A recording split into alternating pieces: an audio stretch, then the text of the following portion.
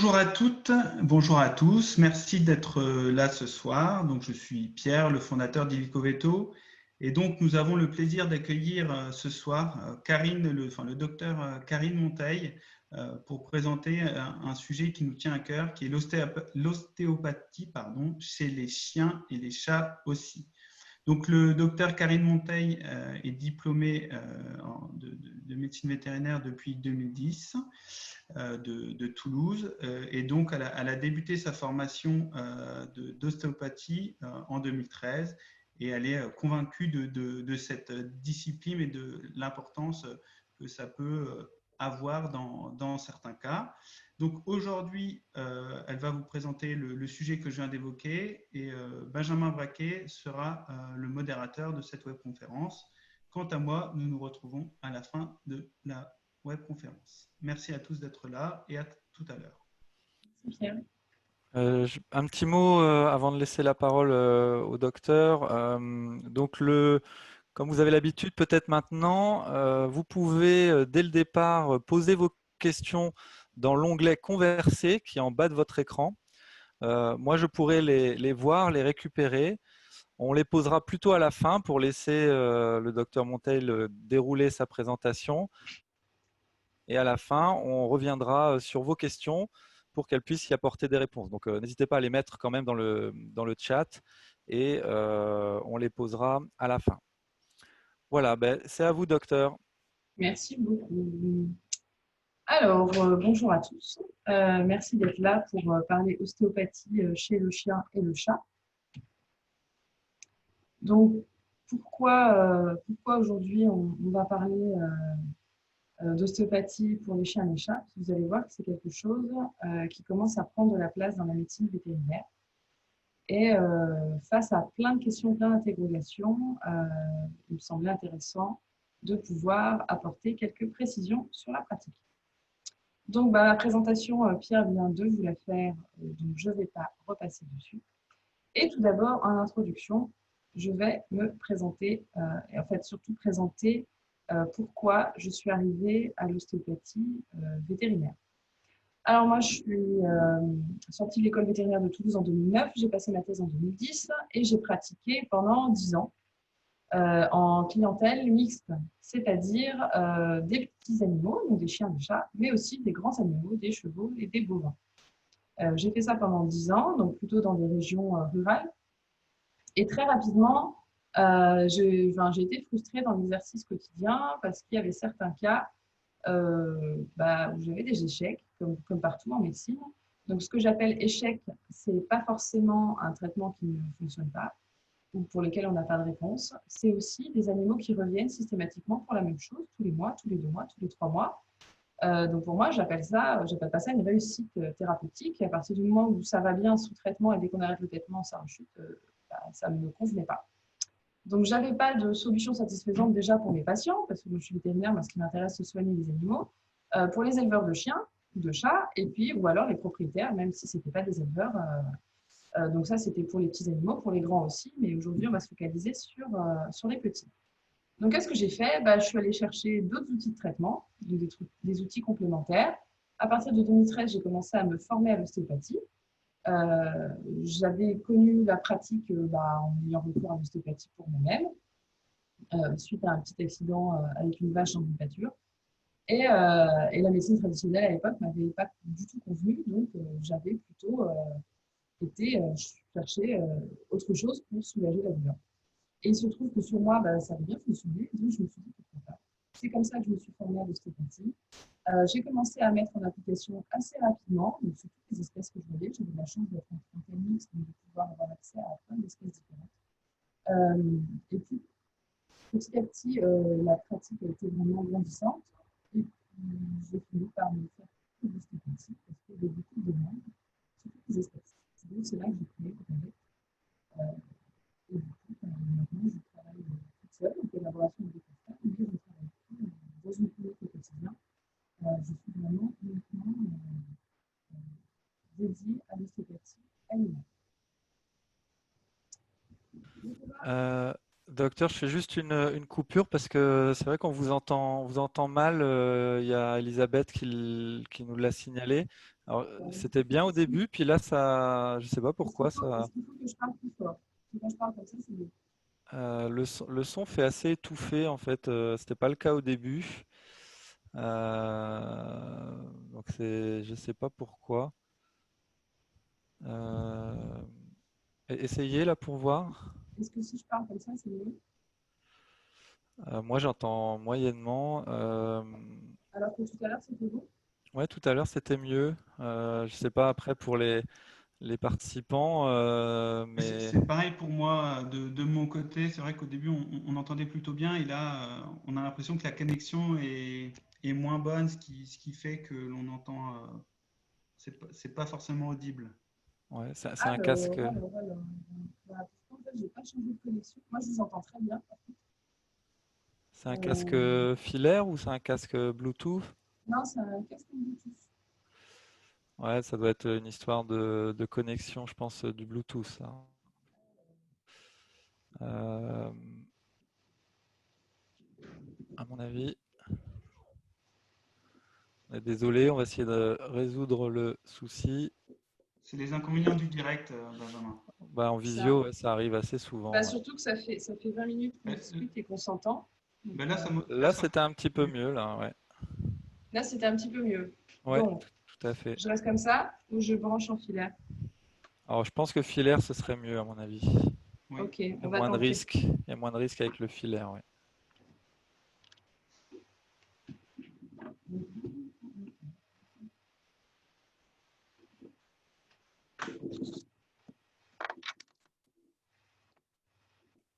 Est-ce que là, c'est bon? Parfait. Ça a l'air, ouais, ça a l'air. C'est bon pour tout le monde? Oui. Allez, c'est mieux. Bon, On ben, on poursuit? repart. C'est Très bien. reparti. Alors, du coup, pourquoi l'ostéopathie chez les animaux? Eh bien, tout simplement parce que en médecine vétérinaire, on a toujours, c'est rarissime que ce soit dans l'autre sens, mais généralement, on fait des choses chez les humains, on soigne les humains d'une certaine façon, et ensuite, on a les retombées chez les animaux. C'est rarissime qu'on trouve une technique miraculeuse chez l'animal et qu'ensuite, elle soit appliquée à l'homme. C'est plutôt l'inverse. Et là, l'ostéopathie humaine existe depuis plus de 100 ans, mais pour autant, ça n'a été reconnu que par l'Organisation mondiale de la santé depuis 2000, mais donc du coup, ça avance. Et il y a une étude qui a montré que le nombre de praticiens a triplé entre 2010 et 2018. Et du coup, vous voyez en dessous, il y a un petit tableau où, en fonction des années, donc entre 2010 et 2016, les pourcentages de Français qui avaient consulté un ostéopathe étaient de 42% en 2010, ce qui est déjà pas mal, près d'un sur deux. Mais on arrive à presque 2 tiers en 2016. Donc, c'est plutôt pas mal. Et comme logiquement, les gens, pareil, quand ils ont testé des choses sur eux, ils ont envie de les tester sur leurs animaux, et ben c'est là qu'on a la retombée. Donc, c'est généralement bien plus tard que l'humain, mais chez l'animal, on arrive toujours à avoir l'évolution de la médecine humaine qui arrive enfin chez nous. Et pourquoi les gens ont recours à l'ostéopathie? Eh bien, il y a de plus en plus cette notion de bien-être animal qui est un enjeu sociétal fort. Donc, on en parle très souvent, hein, que ce soit pour tous les animaux. Les gens ne tolèrent plus de voir souffrir un chien, un chat, une vache, un cheval, n'importe quoi. Donc, c'est vraiment quelque chose qui est rentré dans l'inconscient collectif. L'animal de compagnie prend de plus en plus de place. Donc, maintenant, les gens sont vraiment de plus en plus conscients que quand on prend un animal de compagnie, on s'en occupe. Et il y a en plus cette espèce d'affect très particulier qu'on a chez l'animal de compagnie, qu'on considère aussi comme un membre de la famille. Donc les gens vont être prêts à faire des soins et à dépenser de l'argent, il faut être honnête, pour que l'animal, qui est un membre de la famille, soit bien. Et ça, c'est tout à l'honneur des propriétaires. C'est des choses qu'on n'avait pas du tout il y a encore 20, 30, 50 ans en arrière. Dépenser une partie ou consacrer une partie du budget à l'animal de compagnie, c'était pas fréquent. Et là, ça se fait de plus en plus parce que les gens ont des retombées sur eux-mêmes, ils constatent un bien-être sur eux-mêmes, des améliorations cliniques sur eux-mêmes avec l'ostéopathie. Donc maintenant, ils n'hésitent plus à vouloir la même chose pour leurs propres animaux. Donc maintenant, je vais vous parler de l'intérêt vraiment de l'ostéopathie chez le chien et le chat. Donc, au cours de la présentation, je vais vous présenter les définitions de l'ostéopathie. Quel intérêt on peut avoir par rapport à la médecine conventionnelle qu'on appelle aussi allopathie.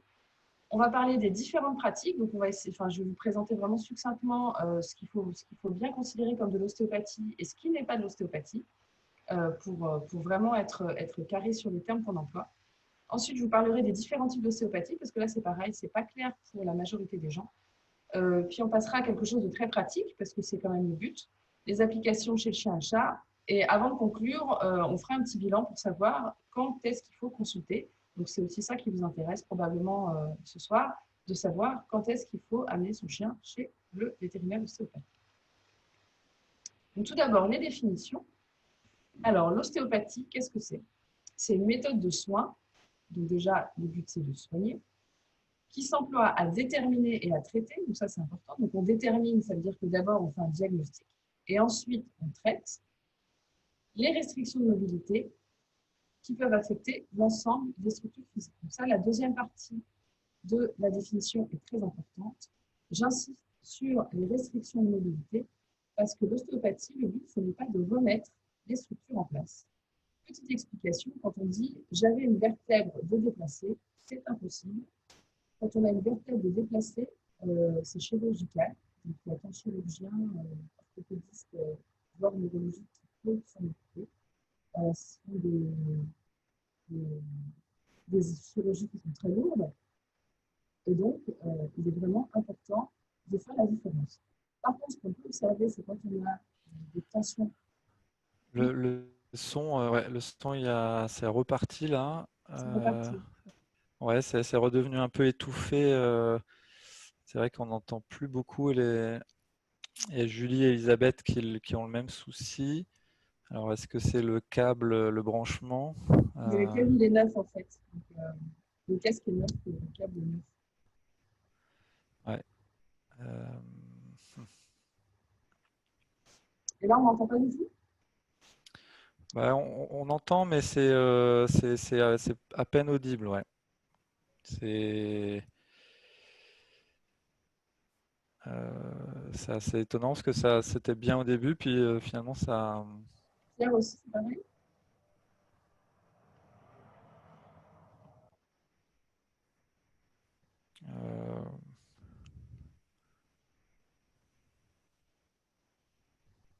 On peut peut-être poursuivre, voir si le son revient.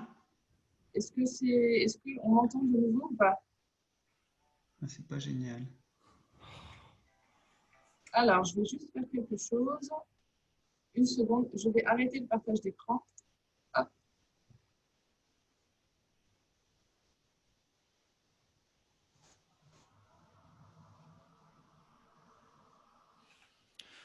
Ouais, c'est.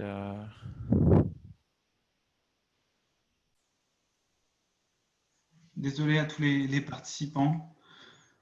Alors, est-ce que là, c'est mieux? Oui. C'est bon? Ouais, là on entend mieux, ouais, effectivement. Bon, j'ai fait muet et j'ai réactivé le micro. Donc, voilà. D'accord. Allez, on Donc, essaye comme ça. Pour revenir sur les définitions, donc la restriction de mobilité, c'est quelque chose qu'il faut vraiment garder en tête parce qu'on ne remet pas les vertèbres en place en ostéopathie.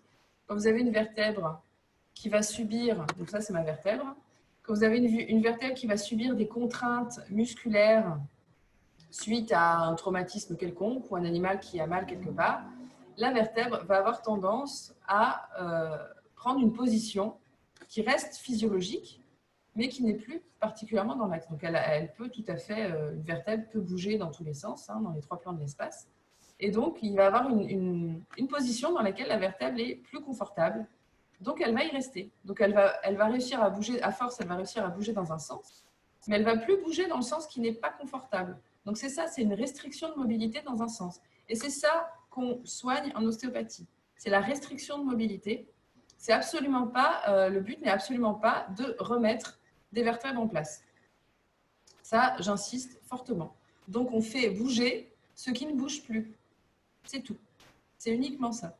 On remet dans l'axe et on refait bouger dans les trois plans de l'espace des structures qui étaient restées figées dans une certaine position. Et donc, fin de la définition, on soigne toutes les restrictions qui peuvent affecter l'ensemble des structures physiques. Donc, c'est pour ça que vous avez la petite image en dessous avec un humain sous plusieurs formes. C'est qu'en fait, l'ostéopathie ne s'arrête pas aux os et aux articulations. On a aussi une action sur les tissus périarticulaires, les tissus mous, les tendons, les muscles, le tissu fascia et bien entendu les viscères. Parce qu'on ne peut pas considérer qu'un corps d'un être vivant puisse être privé de l'ensemble de ces viscères qui viennent eux-mêmes s'accrocher sur tout le squelette. Donc, c'est impossible de faire abstraction. Voilà pour la définition un peu complexe, mais finalement, il faut quand même garder à l'esprit que l'ostéopathie, on ne remet pas les choses en place, on fait bouger ce qui ne bouge plus, et ça comprend l'ensemble des structures physiques. Ce n'est pas tout.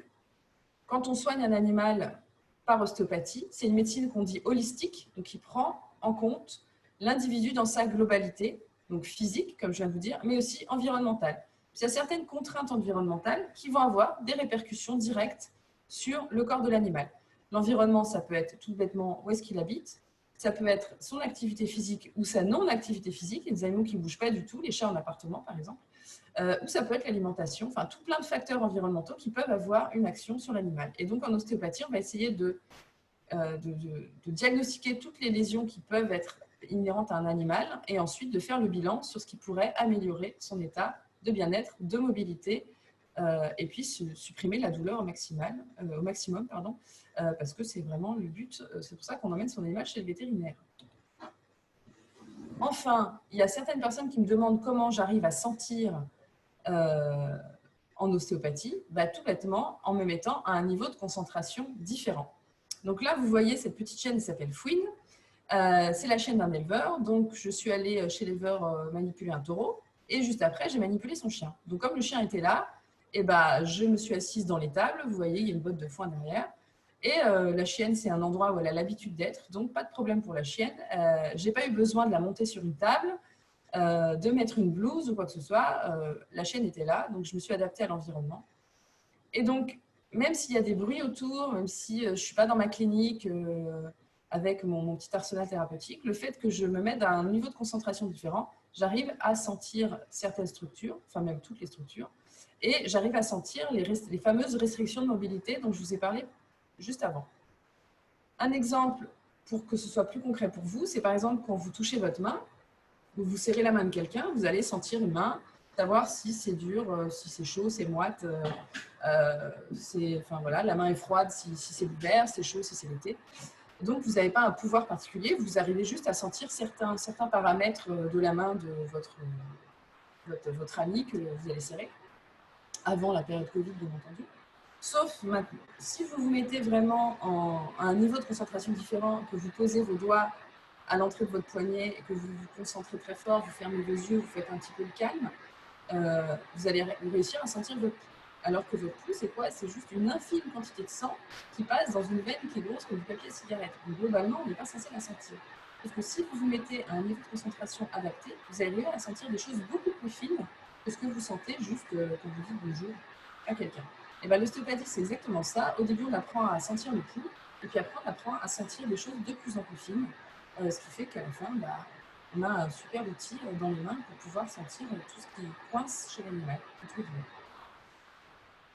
Pour finir sur les définitions de l'ostéopathie, il faut savoir aussi qu'on soigne l'animal dans sa globalité, donc toujours médecine holistique, notion de globalité, et pas une maladie. Donc même si vous amenez votre animal chez un vétérinaire ostéopathe et qu'il a une boiterie de l'épaule, si le vétérinaire commence par manipuler le bassin, ne vous inquiétez pas, c'est tout à fait normal. On s'occupe de l'animal dans sa globalité, donc on va regarder toutes les restrictions de mobilité de partout, et pas uniquement de l'endroit où il a mal. L'approche physique, elle est très très différente de l'allopathie. Parce que l'allopathie, on fait un examen clinique, on diagnostique une pathologie et à la suite de ça, généralement, on va injecter ou faire avaler des comprimés un animal. Donc, il y a quand même une notion de contention qui est que l'animal veuille ou pas, de toute façon, il n'y échappe pas. Alors que l'ostéopathie, on va proposer des manipulations. Et vous voyez, la chienne, là, elle est tout à fait posée. Et, de plus, une chienne qui n'est pas trop rassurée avec les étrangers. Et puis là, elle a très vite compris qu'il n'y a pas de problème. Il n'y a pas de contention particulière. Elle est couchée à côté. Et donc, pas de souci. Donc ça, c'est vraiment différent de l'allopathie.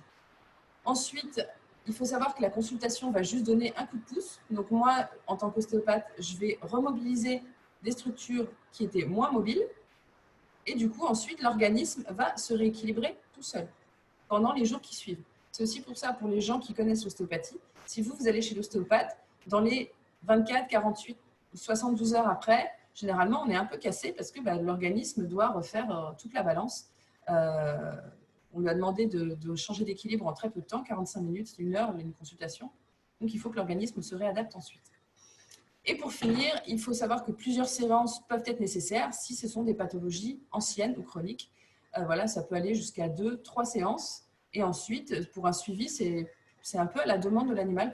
Quand l'animal est moins bien, on le ramène, on refait un petit bilan. Donc le but, c'est toujours de redonner de la fluidité et de relancer le mouvement des structures qui bougent moins bien. L'intérêt par rapport à l'allopathie. Alors, tout d'abord, parfois, on n'a rien d'autre qui est proposé. Il y a certaines fois où, en allopathie, on va faire tous les examens possibles et inimaginables et on ne comprend toujours pas pourquoi le chien il boite alors qu'on l'a passé partout. Donc, dans ces cas-là, il faut essayer autre chose. Et puis, l'intérêt aussi, c'est que les techniques sont vraiment adaptables en fonction de l'individu, en fonction de la pathologie et en fonction de l'environnement. Donc, l'environnement, vous voyez que déjà, je peux pratiquer partout, que ce soit dans une étable ou dans une clinique ou chez quelqu'un, dans un canapé, si le chien il n'est pas bien, qu'il est couché. En fonction de la pathologie, ça c'est pareil. Je peux faire, si c'est un animal qui est souffrant et qui ne peut pas supporter une consultation entière, je peux faire une partie de consultation et ensuite finir le traitement plus tard. Et adaptable à l'individu, si c'est un animal très grand, je m'adapte. Mon plus gros patient doit faire 1,6 tonne, c'est un taureau. Et puis à côté de ça, il y a 2 semaines, j'ai vu un petit chaton qui devait faire 150 grammes. Donc c'est vraiment adaptable en fonction de l'animal. Et encore une fois, on propose le traitement. Donc sur certaines manipulations, on va voir jusqu'où l'animal va accepter la mise en tension des structures articulaires. Si l'animal accepte, on y va. Et si l'animal n'accepte pas, on y va très doucement et on ne lui impose rien. L'intérêt également, pour finir, c'est que pour les propriétaires, il n'y a pas d'observance. Donc c'est pour ça que je vous ai mis une photo avec un chat dont on ouvre la gueule. C'est parce que je suis tout à fait consciente que donner des comprimés à un chat difficile, voire caractériel, peut entraîner quand même pas mal de soucis. Et ça peut être très compliqué pour les propriétaires de devoir donner un traitement au long cours. L'ostéopathie, dans ces cas-là, ça peut être très intéressant. Moi, j'ai 2 chats, en tout cas, que personne ne peut toucher, que d'habitude, le veto ne peut pas toucher, c'est impossible. Et en fait, moi, je les manipule pendant 1 heure, ils restent sur la table, ils ne bougent pas, ils me font des ronrons et il n'y a pas de problème. Donc, là aussi, entre forcer son chat à avaler des cachets tous les jours et faire une séance d'ostéopathie qui se passe bien pour l'animal sans stress et avoir des effets pérennes, c'est quand même un avantage par rapport à l'allopathie pour des animaux qui seraient très embêtés, par exemple, dans leur démarche, qui souffriraient pour des histoires d'arthrose ou de suite d'accidents et pour lesquels ce serait compliqué à donner un traitement. Enfin, qu'est-ce qu'on observe pendant une séance d'ostéopathie? Une détente généralement immédiate. Donc là, vous avez 3 photos que j'ai prises moi, ce sont mes patients. En haut, vous avez Tintin, qui est un vieux chat récupéré de la rue, qui a été récupéré par une association, il doit avoir 16 ou 17 ans, quelque chose comme ça. Donc c'est un chat qui vit dans la rue, qui n'est pas approché, qui n'a pas de propriétaire officiel. Donc vous voyez que pareil, il n'y a pas de contention, personne ne le tient. C'est moi qui ai pris la photo. Pendant que je manipulais d'une main, il s'est laissé faire, j'ai pris la photo avec l'autre main. Et en bas, ce sont 2 petites chiennes qui appartiennent à la même propriétaire. Et j'ai fait la consultation des 2 chiennes. Elles étaient chez elles, sur leur tapis, tranquille. Bon, à la fin, tout le monde dort. Voilà, donc ça, c'est assez immédiat. Et le but, comme on intervient sur des structures profondes, c'est d'avoir des résultats qui sont durables. Voilà, et d'avoir des traitements intéressants qui peuvent être préconisés dans la durée, donc dans le suivi, pour des animaux de valeur. Donc je pense aux animaux qui font du sport, les chiens reproducteurs, voilà, mais pas que. Il y a aussi la valeur sentimentale, des gens qui sont très attachés à leurs animaux. On peut tout à fait proposer un suivi, pas de problème. Et puis enfin, c'est intéressant pour les pathologies chroniques. Tous les animaux vieillissants qui ont des pathologies soit métaboliques, soit type arthrose. Ça, c'est vraiment intéressant pour le suivre. Alors, quelles sont les différentes pratiques? Parce que j'entends toujours un peu de tout. Donc ça, c'est pour vous faire vraiment un petit bilan qu'il faut confondre et pas confondre, surtout pas confondre. Alors, moi, je fais partie des vétérinaires qui pratiquent l'ostéopathie. Donc, je suis véto à la base. J'ai fait 10 ans de pratique et ensuite, je me suis formée à l'ostéopathie. Pour ça, s'il y a besoin de prescrire un médicament suite à une séance d'ostéopathie, je peux le faire, il n'y a pas de problème, parce que je suis vétérinaire avant d'être ostéopathe. Donc, l'ostéopathie, pour moi, c'est un outil. Je peux faire de la chirurgie, je peux faire de la cardiologie, je peux faire n'importe quoi. Et en plus, j'ai cet outil merveilleux qu'est l'ostéopathie, dont je me sers au quotidien. Ensuite, vous avez des ostéopathes animaliers qui ne sont pas vétérinaires. Donc ça, c'est les personnes qui, après le bac, sont parties faire 5 ans d'études, logiquement, ce n'est pas toujours le cas, en ostéopathie. Ces gens-là, pour être sérieux, ils doivent avoir passé l'examen auprès de l'ordre des vétérinaires et être référencés auprès de l'ordre des vétérinaires. Donc, il y a la liste des praticiens habilités sur le site de l'ordre des vétérinaires. Ensuite, vous avez plein de choses qui découlent de ça. On dit souvent c'est l'ostéopathe qui est venu, mais en fait, ce n'est pas un ostéopathe. Des gens qui font du Reiki. Donc, il y a encore un souci? Oui, il y a encore un petit souci visiblement. Enfin, moi, j'entends du bruit en fond. Est-ce que tu peux parler de nouveau, voir Karine, s'il te plaît? Est-ce qu'on m'entend ou est-ce qu'on m'entend pas? Ça va, mais ou alors c'est ok, mais c'est pas extraordinaire, quoi. Là, j'ai refait le muet et est-ce que c'est mieux? Ok, ouais. Essaye comme ça. Ok, très bien. Donc, vous avez des personnes qui font du Reiki, donc c'est des soins énergétiques. Donc, j'ai rien contre les gens qui font du Reiki. Hein. J'ai une très bonne copine qui est maître Reiki, tout ça, il n'y a pas de problème. Mais c'est pas de l'ostéopathie. Il faut quand même rester très. Voilà, c'est comme quand vous allez voir votre cardiologue, c'est pas un dermato, c'est deux choses différentes. Vous avez des gens qui font du massage canin, donc ça c'est très bien aussi. Ça détend l'animal, super.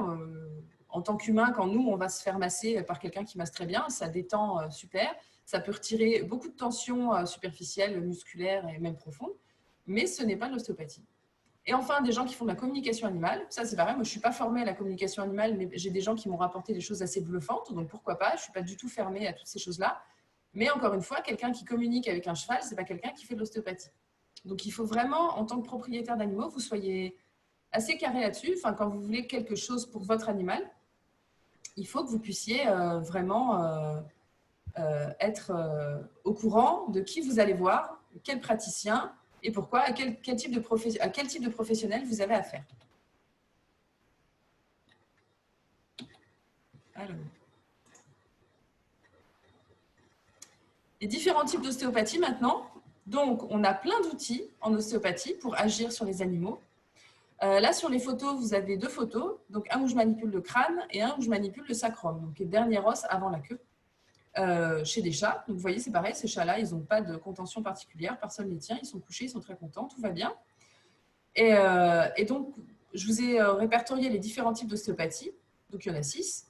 L'ostéopathie structurelle, tout d'abord, c'est celle, soi-disant, qui fait craquer. Donc, déjà, que tout le monde se rassure, on ne fait pas craquer les os. Faire craquer un os, ça s'appelle une fracture. C'est très douloureux et ce n'est pas le but d'un vétérinaire de faire mal à son patient. Donc, ce qu'on fait, c'est qu'on met en tension une articulation, comme quand on se fait craquer les doigts, on tire, on met en tension et d'un seul coup, ça fait un petit bruit, équivalent d'une ventouse sur une vitre. Et c'est tout, et pas ni plus ni moins. Donc, c'est juste qu'on met en tension une articulation. Et voilà, ça fait un petit bruit, ça peut être impressionnant, mais il n'y a absolument pas de souci de douleur ou de craquement ou de quoi que ce soit. L'ostéopathie myotensive, comme son nom l'indique, on va mettre en tension des structures musculaires tendineuses, donc c'est des choses plus douces, mais qui restent quand même très, très axées sur la mise en tension du tissu. Ensuite, l'ostéopathie crânio-sacrée va viser à relancer un mouvement qui existe entre la base du crâne et la base de la queue. Donc ça, c'est vraiment, moi, c'est quelque chose que j'aime bien pratiquer. C'est vraiment un type d'ostéopathie particulière, mais qui fonctionne assez bien. En tout cas, moi, je le pratique régulièrement. Je vous ai dit tout à l'heure qu'on ne pouvait pas faire abstraction des viscères chez un animal, parce que tout vient s'accrocher de toute façon sur l'axe squelettique. Donc, il faut de toute façon prendre en compte cette ostéopathie, ces viscères, via l'ostéopathie viscérale. Donc, on peut tout à fait aller au contact, de faire une palpation abdominale et aller traiter les organes viscéraux, tous les viscères qu'il peut y avoir, soit en thoracique, dans la cage thoracique, soit dans la cavité abdominale. L'ostéopathie faciale, donc c'est ce qui s'appelle, c'est un peu la mode en ce moment, la fasciathérapie. Donc, la fasciathérapie, c'est ni plus ni moins que de l'ostéopathie qui vise à traiter les tissus mous, c'est-à-dire qu'on peut, enfin, tous les muscles, tous les os, enfin, la peau, tout est lié ensemble par un tissu un peu mou qui s'appelle le tissu fascia. Et tout ça, ce tissu fascia, il est continu dans tout l'organisme. Il s'accroche partout, il va partout. Voilà. Et du coup, c'est quelque chose d'assez intéressant parce que toutes les structures sont liées les unes aux autres, entre autres par du tissu fascia. Donc, c'est vraiment un outil intéressant pour aller contacter certaines zones du corps auxquelles on n'a pas forcément accès sous les doigts. Et en se mettant à un niveau de concentration très profond, on arrive à aller contacter des structures très profondes dans l'animal. Et enfin, l'ostéopathie donc énergétique, ça va viser à… certains praticiens ont un ressenti des structures qui vont manquer d'énergie, entre guillemets. Ce n'est pas quelque chose d'ésotérique, dans le sens où le corps, c'est juste d'une boule d'énergie via toutes les cellules de l'organisme produisent de l'énergie. C'est quelque chose qui s'appelle le l'ATP. Et donc, quand il y a une dysfonction, quand il y a un organe qui ne marche plus, forcément, il est moins chargé en énergie, il y a moins de vitalité. Normalement, ça c'est une base, tout le monde peut comprendre. Il n'y a pas besoin d'être vraiment ésotérique pour ça. Et donc, il y a certains praticiens qui sont très sensibles à ces fluctuations d'énergie dans les structures, dans les organes, et donc ils travaillent comme ça. Moi, je ne le travaille pas très souvent, ça peut m'arriver, mais voilà. Donc, en ostéopathie, on peut avoir plusieurs façons de diagnostiquer, de traiter. C'est pour ça, si vous allez voir quelqu'un qui manipule le cheval de votre cousine, et puis après, vous allez faire soigner votre chien, et les manipulations ne sont pas du tout les mêmes, ne vous inquiétez pas, c'est juste parce qu'on a plein d'outils en ostéopathie pour pouvoir gérer les animaux. Maintenant, l'aspect très pratico-pratique. Quelles sont les applications concrètes chez le chien et le chat? Tout d'abord, chez le jeune. Donc, je vous ai mis une petite photo de crâne. Vous voyez qu'en fonction, donc, en blanc, c'est un crâne de chiot. Donc, ils naissent, tous les chiots ont à peu près la même tête quand ils naissent, de toute race confondue. Et après, vous voyez bien que ça s'allonge plus ou moins en fonction des races. Donc, les bulldogs, c'est des animaux brachycéphales qui vont avoir la face très écrasée. Les American Staff, c'est des chiens qui vont avoir la tête très large avec une mâchoire très courte. Et puis, par exemple, le Labrador, c'est un chien qui va avoir un nez plus allongé. Donc, rien que pour ça, vous voyez que la moindre tension ou le moindre passage un peu difficile du crâne au niveau de la naissance, l'évolution du crâne étant très différente, même en fonction des races, on peut vraiment avoir des complications plus ou moins importantes.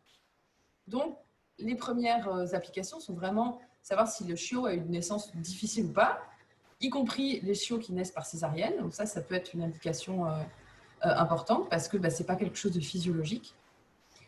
Donc, il y a aussi les animaux, ou les chiots ou les chatons uniques, qui peuvent naître par césarienne tout simplement parce que comme ils sont tout seuls dans le ventre de la maman, ils sont très gros, donc des fois ça ne passe pas, ils sont obligés de naître par césarienne. Et logiquement, le crâne du bébé, toute espèce confondue, est censé être un peu écrasé au moment de son passage dans le bassin. Et quand il passe la filière pelvienne et qu'il sort enfin, qu'il est enfin expulsé par la mère avec les contractions, il y a une compression du crâne, une décompression du crâne.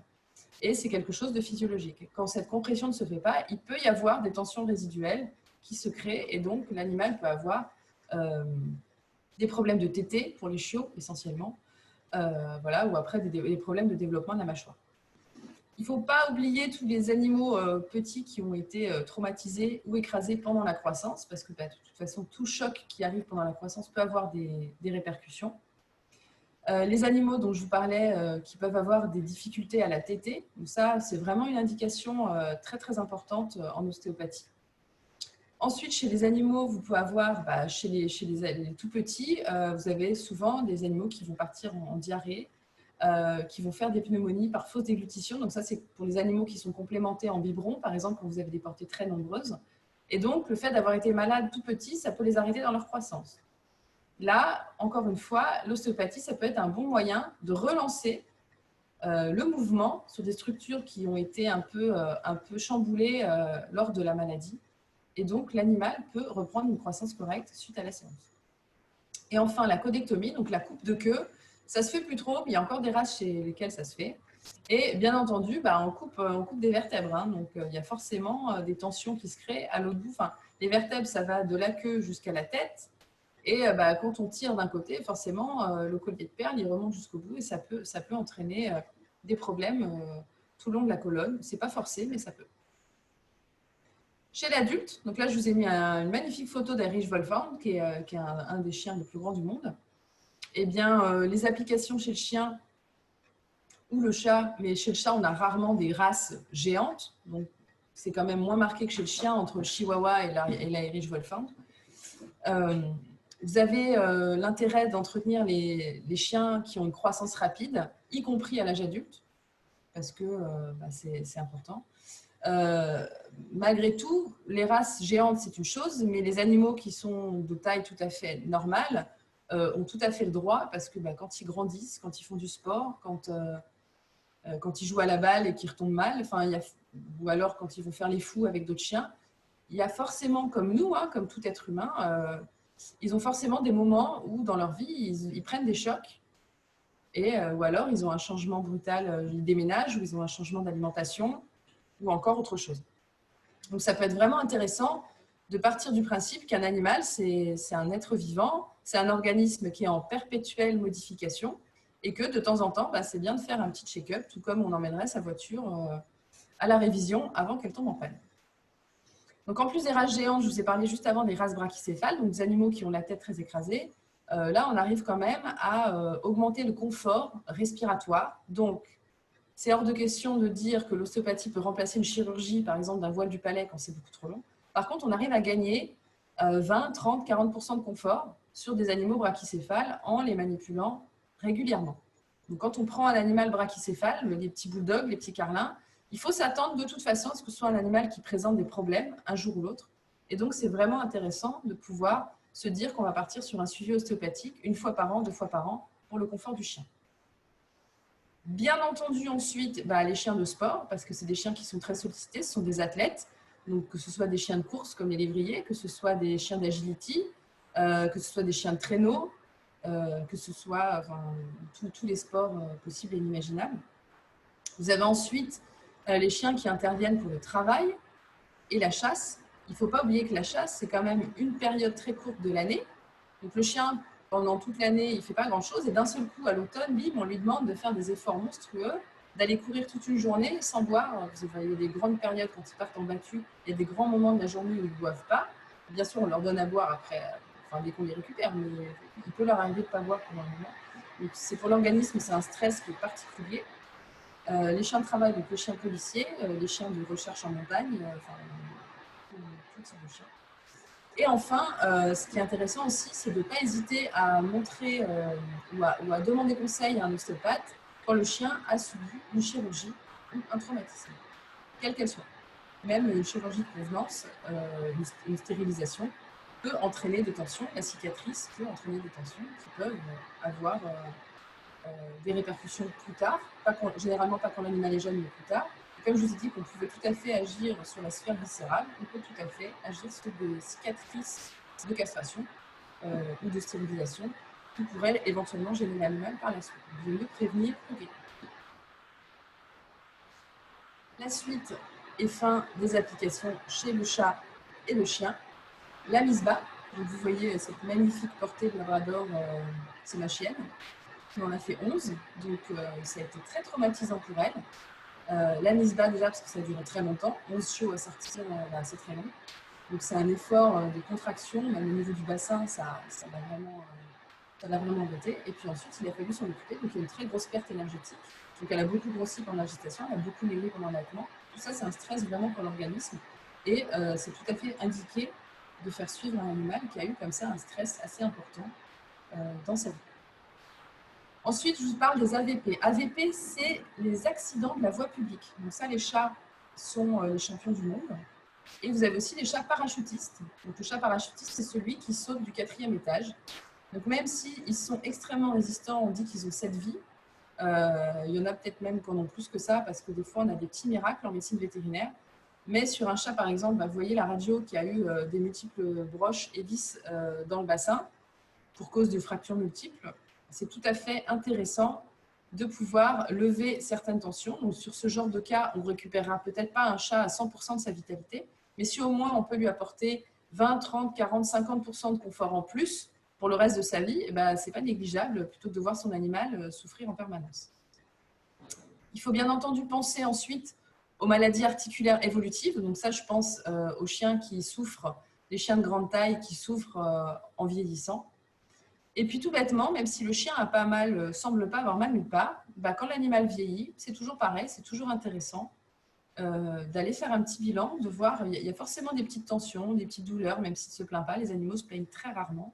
Donc ça peut être vraiment intéressant d'aller voir ce qui se passe chez l'animal vieillissant. Enfin, je vous parle des maladies chroniques. Donc, tous les animaux, surtout par exemple les chats âgés qui développent des insuffisances rénales, des insuffisances hépatiques chez le chien plutôt, les hypothyroïdies, les hyperthyroïdies, enfin tous les animaux qui vont être atteints de pathologies chroniques, métaboliques, c'est pareil, on peut avoir un vrai intérêt dans la gestion. Donc, on ne guérit pas la pathologie, hein, ça je vais être bien clair là-dessus. On apporte un mieux-être et un confort quotidien à l'animal, et ça c'est bonus. Du coup, c'est bonus. Si déjà il est atteint d'une pathologie importante, on ne peut que l'aider. Comment se déroule une consultation? Bah, comme une consultation vétérinaire classique. Donc, anamnèse et commémoratif, on va poser des questions au propriétaire, savoir pourquoi il vient, comment vit l'animal, pourquoi, enfin, quel est l'intérêt de la visite. On fait un examen clinique. Donc, moi, je fais un examen clinique vétérinaire, c'est-à-dire que je vais poser des questions en même temps, je vais regarder s'il n'y a pas de problème particulier. Bah, en tant que vétérinaire ostéopathe, je peux le faire. Les ostéopathes animaliers, par exemple, ils ne le font pas parce qu'ils ne sont pas habitués à le faire. Et ensuite, je fais un examen clinique non vétérinaire, c'est-à-dire ostéopathique. Donc, c'est là que je commence à poser mes mains sur l'animal et à essayer de sentir toutes les restrictions de mobilité. Je demande plein d'informations au propriétaire.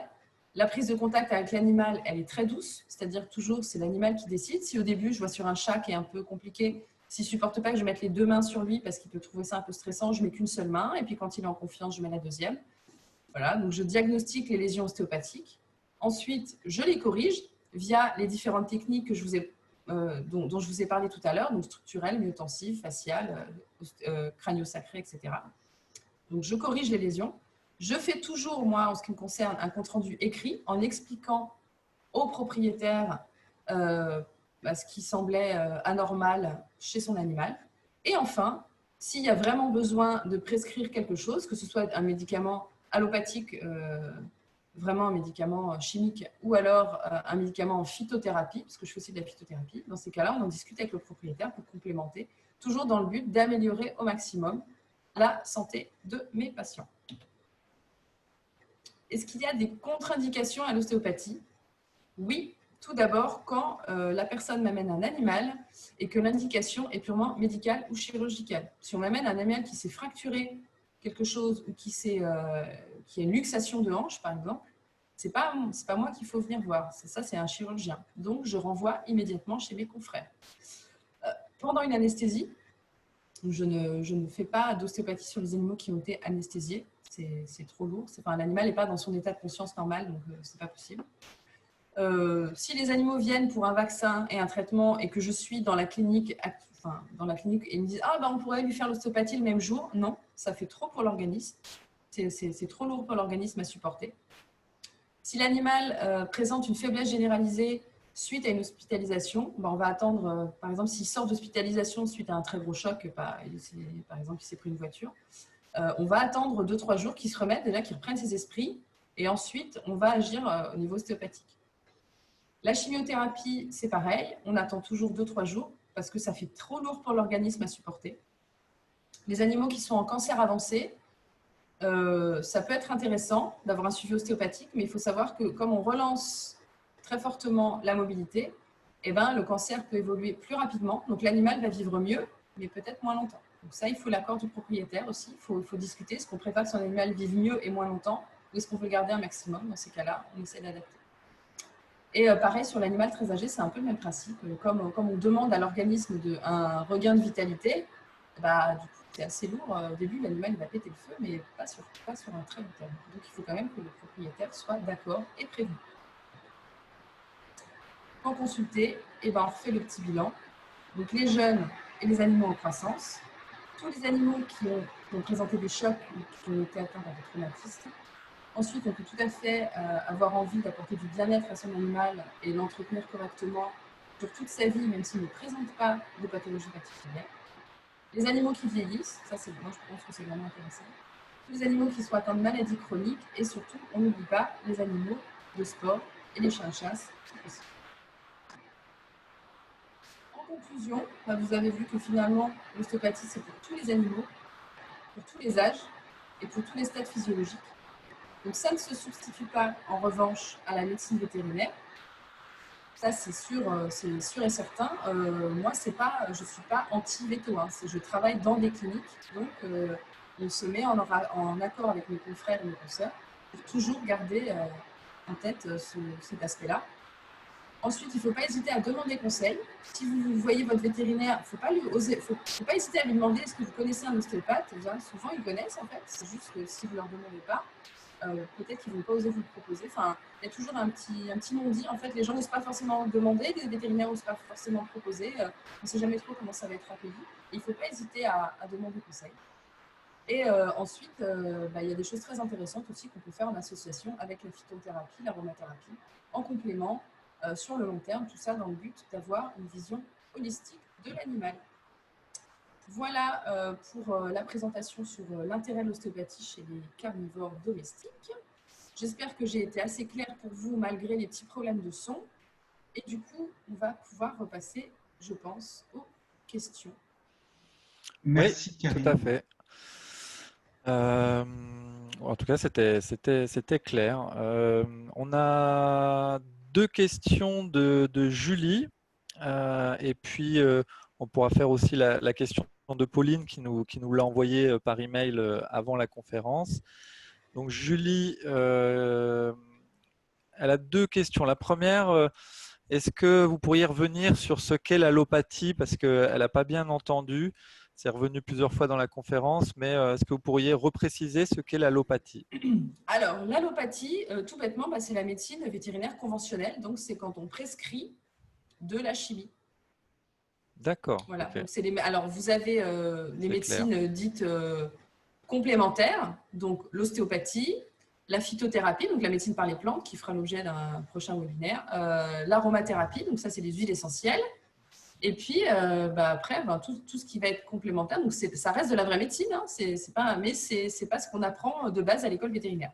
Et l'allopathie, ça va être la cardiologie, la dermatologie, la chirurgie, et puis on injecte des molécules chimiques quand l'animal va pas bien, on le met sous perfusion, on l'hospitalise, tout ça. Ok, très bien. La deuxième question, puis elle en a rajouté une troisième, même si vous venez un peu de parler de la phytothérapie et de l'aromathérapie, mais je reviens d'abord sur la deuxième.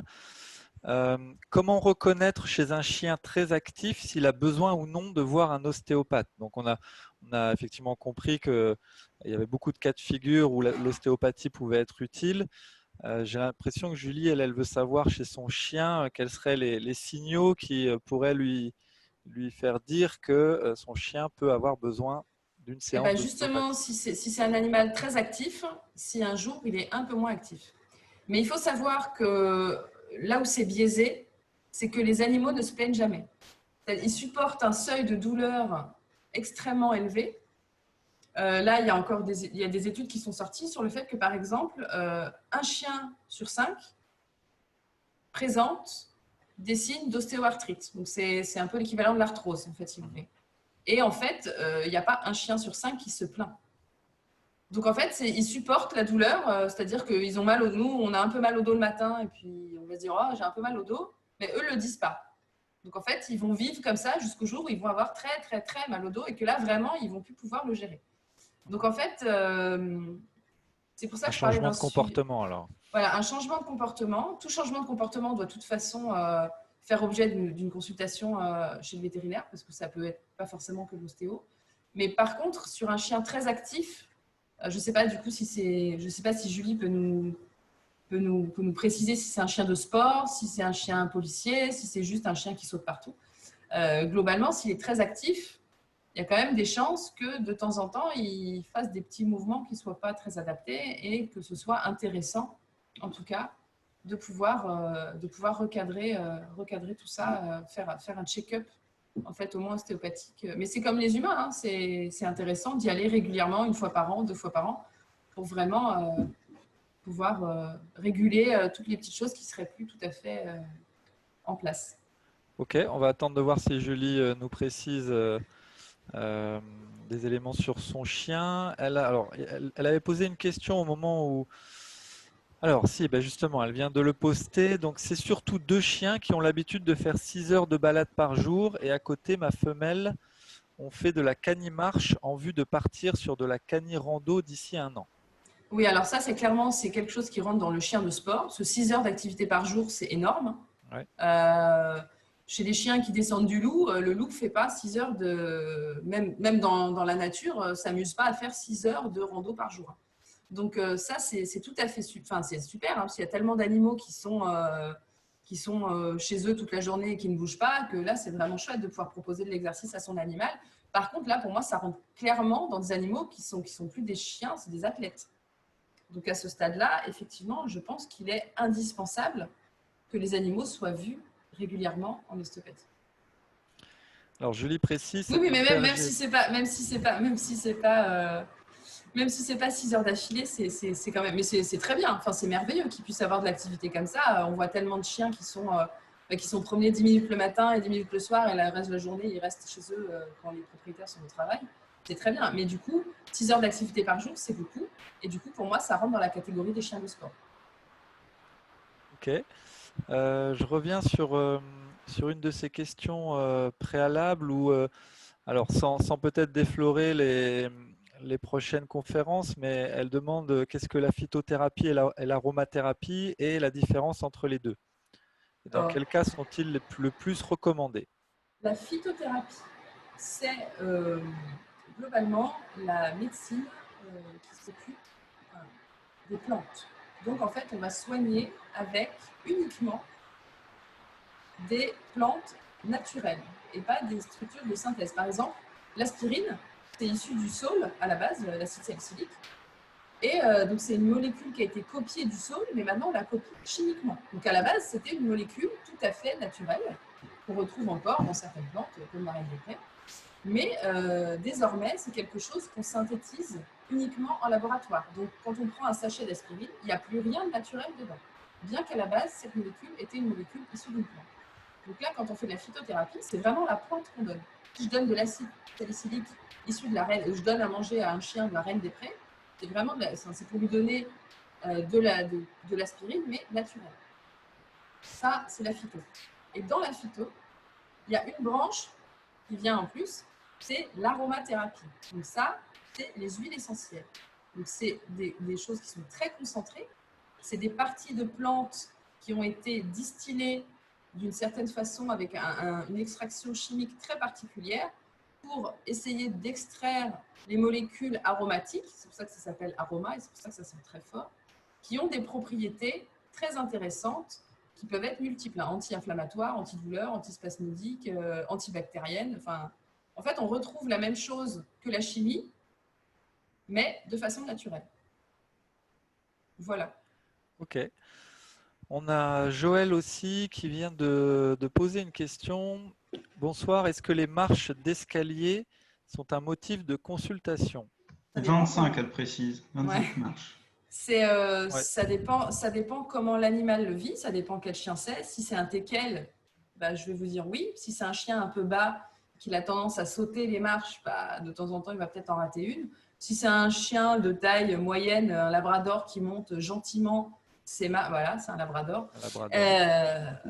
Ce sont les meilleurs chiens du monde. Et du coup, voilà, si c'est un labrador, alors jeune, il va peut-être les descendre 4 à 4, et de temps en temps, il va en rater une. Et puis en vieillissant, il va peut-être avoir des problèmes de coude, des problèmes de hanches. Et effectivement, dans ces cas-là, bah, c'est intéressant, c'est sympa pour lui de… Alors, un labrador de 14 ans, de toute façon, marche ou pas marche, je conseille fortement parce que ça va lui redonner de la mobilité. Il va faire des choses qu'il ne pouvait plus faire. Par exemple, des animaux qui ne se roulaient plus, et puis d'un seul coup, il va se remettre à se rouler par terre. ou alors il ne pouvait plus bien monter dans la voiture et là d'un seul coup on voit qu'il remonte mieux. C'est des petites choses, c'est pas miracle l'ostéopathie, mais on voit que l'animal, ah bah ça il le faisait plus, ah bah il remet plus la queue comme ci ou comme ça, ou il a plus de facilité à monter En les fait, marches.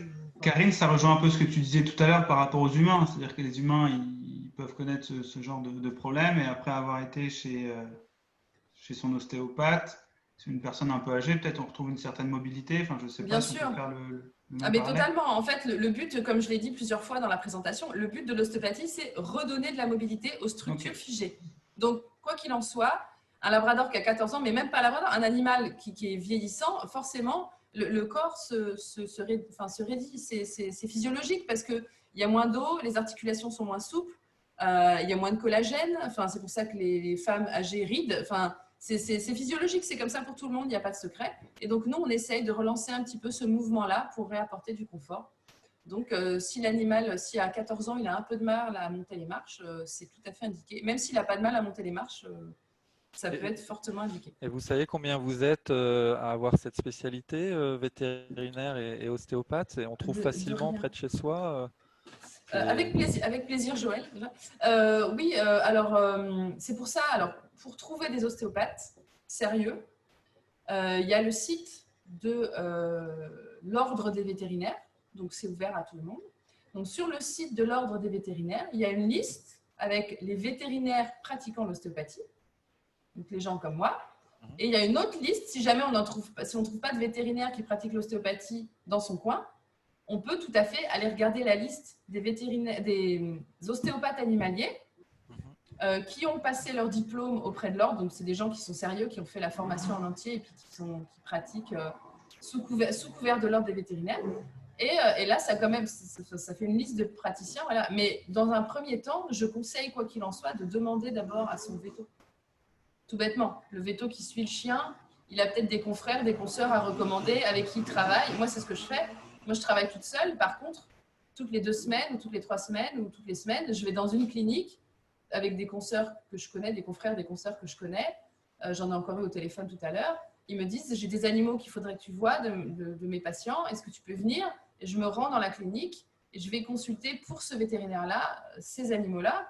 Et du coup, je regarde le dossier médical, on regarde les radios ensemble, ce qui a été fait, parce que, encore une fois, il n'est pas question de supprimer systématiquement la médecine traditionnelle et de dire on ne donne plus de comprimés, c'est merveilleux, on va faire que de l'ostéo et donner des huiles essentielles, et puis hop, l'animal revit. Ce n'est pas du tout ça. Il faut rester très scientifique, il faut quand même rester très médical. Ce n'est pas parce qu'on a manipulé un chien et que ça va lui apporter un bien-être monstrueux, même sur une courte période, que d'un seul coup, la médecine traditionnelle n'a plus lieu d'être. Ça, c'est pas vrai. Ok. On prend peut-être la Merci. dernière question, Benjamin, celle qui avait Ouais, été la posée question par de mail. Pauline qui de toute façon n'en avait plus dans le chat. Donc la question de Pauline qui nous a envoyé un mail. Je débute le canicross avec mon chien. Il n'a pas de problème de santé. Serait-il intéressant de faire une consultation d'ostéopathie de temps en temps? Et si oui, à quelle fréquence? Donc ça rejoint un peu aussi la question Ça de rejoint Julie. de Julie. Exactement, ça rejoint parce que de toute façon, tous les animaux de sport, je pense que c'est vraiment, vraiment indispensable. Ça ne viendrait pas à l'idée d'avoir un athlète humain qui ne va pas chez le kiné. Enfin, ça se voit, les joueurs de foot, les gars qui font les JO, enfin tout le monde en fait, ils ont tous une équipe monstrueuse autour d'eux. Et à partir du moment où on commence le sport avec son chien, même si on voit ça comme du loisir, généralement, on va faire des petits compètes le week-end ou surtout canicross. Hein, il y a quand même des efforts un peu. Enfin, on fait rarement du canicross tout seul chez soi. Généralement, quand on commence à faire du canicross, après, on rentre dans un club et puis on fait des petites compètes et tout ça. Et ça viendrait à l'esprit de personne, par exemple, de faire un sport quelconque sans jamais, jamais, jamais voir personne pour cette pratique. Enfin, c'est tous les gens qui font du sport un peu vont soit chez l'ostéo, ça leur arrive de temps en temps aller chez le kiné quand ça ne va pas, ou alors ils ont des semelles orthopédiques parce qu'ils se rendent bien compte qu'ils ne sont pas stables, qu'ils ont des problèmes au genou, qu'ils ont fait des radios. Enfin, il y a toujours un suivi médical, quel qu'il soit. Et effectivement, l'ostéopathie, ça peut être un très bon complément pour les chiens de sport. Enfin, moi, j'encourage en fait tous les sportifs humains, canins, félins, tous les êtres vivants qui font du sport ou qui ont une activité très soutenue à avoir recours à l'ostéopathie parce que Moi, je le vois toujours comme une voiture, en fait. Je dis, quand on a une voiture, on n'attend pas qu'elle soit en panne pour l'emmener à la révision. Si on fait ça sur les machines, ça me paraît logique de le faire sur les êtres vivants aussi. Et voilà. Pour répondre à cette dernière question. Ouais, très bien. Merci, docteur. Je vous en prie, avec plaisir. Merci à tous. Merci à tous pour votre participation. Donc, nous aurons le plaisir de retrouver le 16 septembre et le 23 Karine pour 2 sujets, on va dire, complémentaires ou alors pour lesquels une association est possible. Ça concerne la phytothérapie et l'aromathérapie. Nous allons avoir un format un peu différent. La prochaine webconférence aura lieu à 20h30. Donc, je répète, le mercredi 16 et le mercredi 23 à 20h30. Encore merci pour votre écoute. Surtout, n'hésitez pas à vous inscrire à la prochaine webconférence. Vous pouvez nous suivre sur les réseaux sociaux, Facebook ou Instagram. Voilà, c'est terminé pour ce soir. Merci Benjamin, merci Karine et bonne soirée à vous tous. Juste un petit mot, dire que Julie a dit que c'était super intéressant. Donc, voilà pour, oui, j'ai vu. Je suis dessus, je suis sur les commentaires. Merci à tous, c'était avec grand plaisir. Et voilà, si vous avez je pense des sujets qui vous intéressent, n'hésitez pas à les faire passer à Hélico Veto. Oui, complètement. Pour débattre encore plus profondément de certains sujets en particulier, de la médecine vétérinaire ou d'autres choses. Enfin, moi, je suis veto, donc je ne pourrais pas vous répondre sur autre chose que la médecine vétérinaire, mais il y a plein de sujets en médecine vétérinaire. C'est très intéressant. Oui, tout à fait. N'hésitez pas à nous poser des questions via la boîte contact, le mail contact@helicoveto.com. Si vous avez des sujets en particulier sur lesquels vous souhaitez que l'on organise une webconférence, nous sommes complètement ouverts, donc n'hésitez pas. Et belle soirée à vous toutes et à vous tous. Bonne soirée, au revoir. Merci, à bientôt. Au revoir.